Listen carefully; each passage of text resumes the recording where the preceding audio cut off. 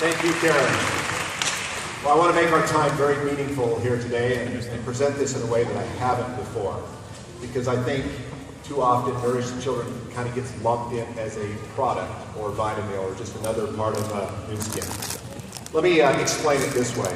I want to tell you, I do believe in recycling. We have our little recycle things at our home, and we put our plastic bottles. And I tell other people I recycle, but I honestly don't think I'll ever make a real big difference in the world as far as how many people recycle. And I believe there's a fuel crisis, and we have a pollution problem. My next car will most likely be a Tesla, but I really don't believe I'll ever be able to put a dent in that problem either. But let me tell you the third thing, starvation of kids. This is one time I can actually see the goal line. I can actually see the finish, the end. I know all the steps are there, that one company with a proven program, if we all get involved, will solve this problem. Not maybe, it's just when. Now, are you interested in that? Yes. All right, so let me take you through a few slides here. Let's see. I just changed personalities right in front of you. Okay, we're introducing people. Okay. You know, I have had a life-changing experience with the company. Like many here, had the chance to go to Malawi. And I know you hear that, and I know it's a place in Africa. It's not necessarily where it is, and what people live there, and what goes on there.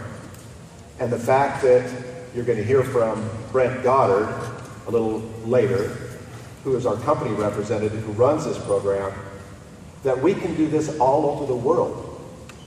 Some people say, well, why don't I have this in this country? It's because we don't have enough people donating Vitamil to expand to that country. All we have to do is kick in, and it will all work. Read this slide. The highest reward for our effort is not what we get from it, but what we become by it. Isn't that amazing? You know, when Thomas Jefferson, one of the great founding fathers, wrote the documents of this country, life, liberty, and the pursuit of happiness, if you do your research, the word pursuit didn't mean chase back then. It meant practice. You don't find happiness by pursuing it. You find happiness by practicing it. And you don't find happiness in any way except just getting involved. And that's what this program is. You can talk about it all you want, but it won't change anything. I'm really convinced, having the health issues I've had, in a strange sort of way, I almost had to nearly die to learn how to live. It is all the books I read, all the movies I've seen, all the counseling I had didn't hit it until I had to stare across, and suddenly I was changed. Wished it could have happened a lot earlier in my life. So many parts of the world we're doing this. Blake Roney, this is so profound what he talks about. We do a lot of things in this business. They're all important. People count on us. But 95% of who we really are comes out in this program. I'm not asking you to swing the pendulum and go away from what you're doing and do, all of the Nourish the Children. It's just part of what we do. But it's more than just a part of who we are. Does that make sense? Yeah. And we have to keep it that way. When you're looking for it, it'll happen. Karen has documented the problem. But the problem used to be starvation. And so all these companies, well-intended, and there is no criticism of anybody trying to help kids in providing food. It's no longer the issue of starvation, because we can feed them all day long, and if it's the wrong food at the wrong time in their life, it won't do any good and it could do harm. It's about malnutrition. And we have, if not the only, the very best solution. So we could just keep dumping corn and Twinkies and cereals and all those wonderful things. It's just not going to get it done. What's inside of every bag of Vitamil will get it done. And Brent will tell you some things today. I'm leaving some extra time for him, because when he told me yesterday, and we met a couple weeks ago, the things that are happening and the breakthroughs in the science and the research surrounding Vitamil, you're going to have to pull out the hanky. You're going to get goosebumps. This is as big a breakthrough as we look at our science side of the company. It's huge, huge news. So just briefly, let me make sure you know how this works. More importantly, how you explain it. Because you cannot explain this wrong. It's a little bit confusing to people when you have a commercial co-venture, it's called, with a for-profit company partnering up with non-profit companies. So number one is, we always talk about purchasing Vitameal. That's the first step. You simply want people to purchase it. Brent has the good analogy. If you were to go to a store and you wanted to help feeding kids and you saw that there was a food bank booth out front, they would ask you to go into the store, which is a for-profit store, purchase the food. Many people would have made a profit, including the store and the farmer. But when you come out, you would take what you had purchased and you would place it in the nonprofit bag, and they would give you a receipt. We're very similar in that accepted and legal way. So number one, the most important thing we do is we talk about how many bags of Vitameal people can purchase. I'll throw out a challenge. I know there's a lot of people that are struggling financially. I promise you, you will be blessed, and there is a way if you will commit. Every distributor you sign up should be purchasing at least one bag. And if they can't, if it's just impossible, ask for help. Let them ask neighbors, friends, family. Could you give us $5 a month? Could you send us a check? We're going to do this. We're going to figure out a way. It means something to us. And they will get help. Okay? So number one, the commitment to purchase. Number two is we've got to talk to people about this. Talk about what we're doing so we get more people involved. Will it be wonderful 20-something years from now if we can sit in this room and we say, you know what, we have Vitameal plants dotted all over the world. Jobs created. We're growing the grain. We're creating the Vitameal. Will that be incredible? It really will. Okay? Now choosing the right partners. See, here's where we have the real story. Very few, if any, companies could do all this on their own. We're good at creating the Vitameal because we have scientists. We're good at that part. Do you think we would be very good at distributing the food? Would we have any idea where to go and who to trust in countries? We don't. That's not what we do. So we would end up with corrupt people. We'd end up giving it to the wrong people. But the charities specialize in that. They have their Christian ministries and other people that are out there on the ground that know how to do this and where it should go. That's our nonprofit charities. And finally, when we do this, we can save lives. Nothing could be more gratifying. And I want to tell you, saving lives is one thing, and Karen addressed it. But in my closing comments, for my portion, and I'll wrap up after Brent, it's deeper than that. If you want to see something sad, wait till you see a young boy or girl, 2 or 3 or 4 years old, that their body didn't develop right because of malnutrition, and their brain didn't develop, and they get punished and ridiculed and harassed. You think that's fun? They're still living, but they didn't get what they needed. That's what I think is disastrous, and that's distracting. What's going on here? Don't worry about that slide. I'm going to bring up Brent Goddard now. Brent has been with this program from the beginning. He has seen it when they sat in a room and it was simply, can we do this? And can we make it work? It's taken a ton of work. But Brent has just stood by this program. He believed that it would work when no one else did. And he just really worked with the company. Today we have Vitameal plants in China, Malawi. I know they're talking about a third. And we're working with agencies and governments that we never dreamed possible. So let's give a big welcome to our corporate representative and managing director of Nourishing Children, Brent Goddard.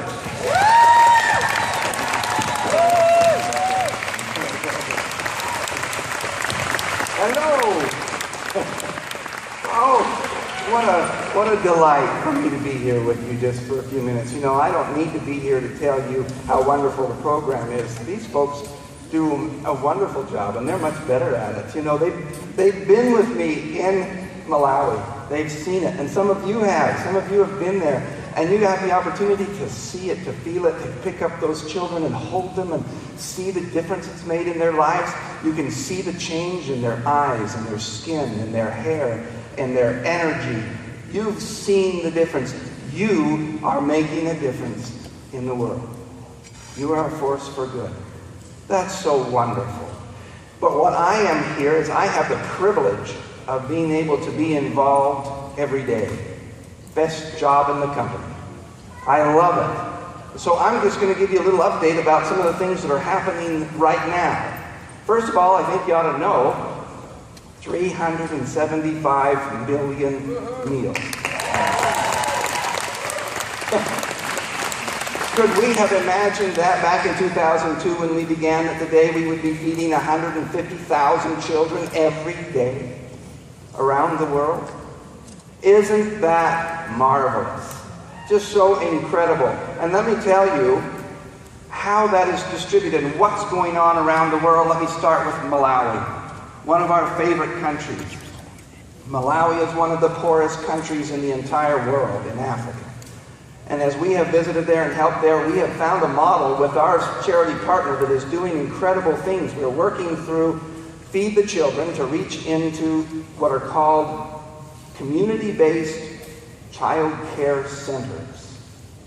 What they do in Malawi is they have over 2 million orphans. There aren't enough orphanages, of course, in the country to cater, so they keep them in their communities. But how are they going to be taken care of? I've seen families taking care of 12 or 15 children because they've had so many of their relatives die of HIV and so of AIDS, and so they have to take in their children, and they have no way to support those. And so you have a community with all of these orphans. How do you take care of them? And so what they do is they go in and they create these little community-based child care centers, and every day all those vulnerable children, all those orphans gather in the community-based child care center into this little thatched roof, and they're fed vitamin. And then while they have them, they start teaching them. They give them an education. And then when they go to the community and offer this opportunity, they say to the community, you know what? If you want us to feed your orphans, then you as a community have to learn about water purification, about sanitation. You have to build a village savings and loan to help your people get out of economic depression. You have to learn agriculture right. You have to learn all of these things. The basis of their entire program, all these other things they're doing, is vitamin. Is you. You make that happen. They're in 850 of these, they're right now in Malawi, of these community-based child care centers. And they're leveraged in that wonderful way. Just this week, I received a report of some of the children in one CBCC. This is Chisomo. And Chisomo there is from a CBCC that has 120 children in it. And he had something called Kwashiorkor. And I said, oh, that must be a Malawian word. But I looked it up online on Wikipedia, and it is not.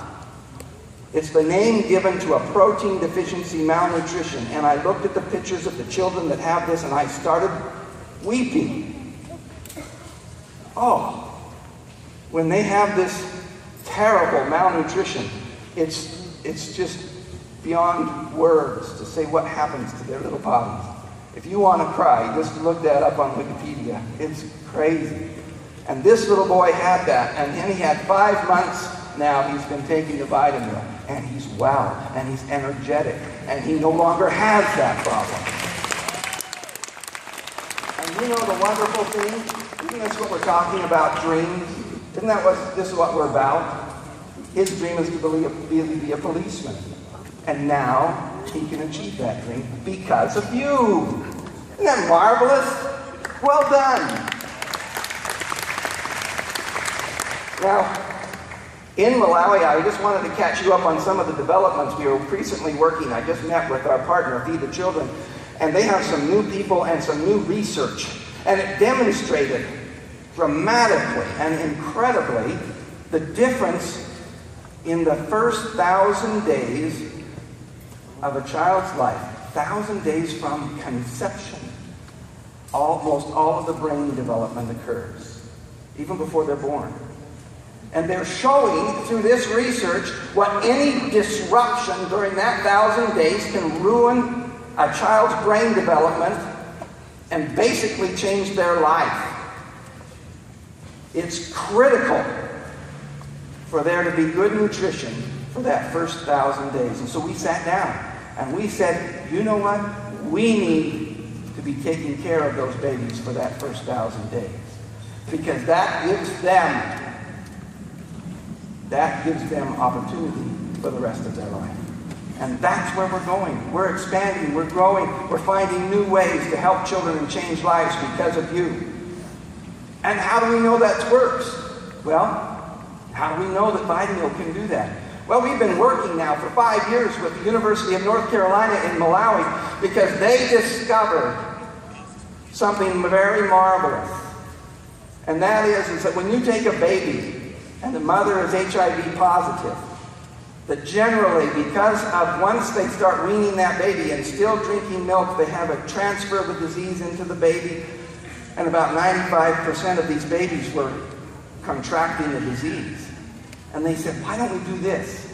Let's motivate the mothers to come in by giving them free Vitamil, and then we help them to wean the baby onto the Vitamil, diluted Vitamil, and to not to nurse them anymore, so that they don't have that transfer of disease, and let's have them weaned onto the diluted Vitamil. They tried that, and the transmission dropped under 5%. Wow. What a difference we're making and can make in Malawi, but that's not the only place. Oops, pushed the wrong button. Let me just tell you a little bit. I was in Nicaragua this year. I went down and had the opportunity to sit in this wonderful country where I spent time years ago. I lived there for a period, and I'm telling you, Nicaragua has some terrible problems. And I went to an orphanage and I sat there with a whole long table of little children who were malnourished and orphans, and they were eating their Vitamil, and I'm telling you, you could see the difference in these little children. And I want you to know, those of you who are here from Latin America, the donations of Vitamil from Latin American distributors increased from Q1 of this year to Q2 by 45%. Thank you. Wow. These people have caught the vision, and we want to help the people in your area. We have this, in this second quarter, we sent 1.2 million meals to Latin America. 1.2 million meals of Vitamil to Latin America, just this quarter, to help the children there. Thank you. And that's not all. Let's talk about China. We send about 20,000 bags of Vitamil to China every month to help children. We have 3 charity partners there. And the reality is they're doing incredible things, because one of the organizations is a China Foundation for Disabled Persons. And they are feeding handicapped children, disabled children, blessing them with good nutrition, which helps them to be able to be healthy. Marvelous, marvelous things. I wish I could tell you more stories today and have time. In addition, they also have in Haiti. Oh, and by the way, I just want to mention that we also sent food to Cambodia and the Philippines. You know, and you go to the Philippines and all the difference we're making there by bringing children to school to receive the free food. Incredible change. We are now the only organization I know to be able to legitimately take food into North Korea. Legitimately to our partners to take food and feed in one of the most dire circumstances in the world. Marvelous things are happening because of you. In Haiti, I was there a year ago and seeing, I've never seen such squalor as in Haiti, and such poverty and such hopelessness. And yet we send usually 12,000 or 18,000 bags every month over to Haiti, helping the children there, and they're doing marvelous programs. And I saw that they are still dealing with the effects of that terrible earthquake. And we also sent it, you see, this year we've sent it to Guyana, to Dominican Republic, to Trinidad. In addition to that, many of you have been concerned about Syrian refugees. We are sending food to Armenia to help there. We are able to reach all the way across with our Vitamilk and helped refugees from Syria. And so isn't that marvelous? That you are helping. Now let me ask you that question. You know, I know that you have good hearts, but I know that often the frustration for people is, boy, how do I reach children in the neediest parts of the world? How do I help children in China, in Syria? How do I help children in Africa? I can buy food, I can do things here, but how do I get the food over there? What an incredible program, because you can do that. Just by buying a bag of Vitamilk and donating, you're helping to reach children all over the world. And these are kids that have nothing to eat. They don't have the nutrition. You'd be amazed sometimes at what they are eating. For example, in Malawi, one of the things that they eat a lot are what we call mouse kebabs. On the side of the road, they're selling this. You can get 10 mice for only 500 kwacha. What a bargain. I would eat it. You know, and that is how starving they are for protein. And so instead, we're giving them an opportunity to have nutritious food. I want you to know that you are making the difference. You are the ones that are feeding these malnourished kids all over the world. I bring to you their thanks. I have the opportunity to visit with them and to see in their eyes how grateful they are. And I wish I could take every single one of you. 2 weeks we're taking a group of 100. Many of them distributors over there, to see it, to feel it, to experience it, because we want you to know the good you're doing. We want you to feel that emotion, that you are making a difference in the world, that you are a force for good, that you are feeding, you are nourishing 150,000 children every day. But there are millions more.